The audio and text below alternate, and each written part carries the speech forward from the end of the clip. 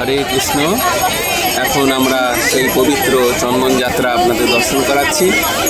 শ্রীরামকৃষ্ণ এখন বিজয় করছেন এই হলুদ এবং লাল রঙের নৌকাটিতে, এবং সঙ্গে 5 জন শিব, মহাদেব, যমেশ্বর এবং কপালমোচন, নীলকণ্ঠ, মার্কণ্ডেয়, এনারা সকলে লোকনাথ, এই পঞ্চ শিব সখা তার সঙ্গে যাচ্ছেন।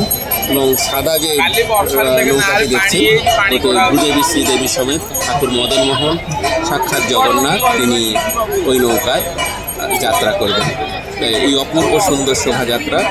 শাস্ত্রে বলা হচ্ছে চাপে চ মধুসূদনম, যে ভগবানকে চাপে দর্শন করেন তার আর পুনর্জন্ম হয় না। অপূর্ব এই চন্দন সরোবর, যেখানে শ্রী চৈতন্য মহাপ্রভু জলকেলি করেছিলেন তার সখাদের নিয়ে। এই অপূর্ব সময় প্রাকৃতিক সৌন্দর্য অপূর্ব, আপনারা দর্শন করুন। আলোয় আলোকিত এবং চন্দন সেই গৃহ, এই যে গৃহটি দেখানো হচ্ছে, এই গৃহে ভগবান মদনমোহন জলকেলি করেন এবং বেশ সজ্জা আদি হয়। পাশে যে ছোটো ঘাটতে আরেকটা দেখা যাচ্ছে, ওটিতে আমরা রামকৃষ্ণ সেখানে জলকেলি করেন।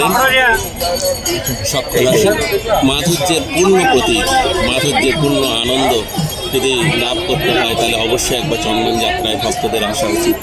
অপূর্ব সৌন্দর্য মণ্ডিত সেই শোভাযাত্রা এবং প্রকৃতির সৌন্দর্য দর্শন করুন। অপূর্ব সৌন্দর্য এই রূপ আপনারা দেখুন। হরে কৃষ্ণ।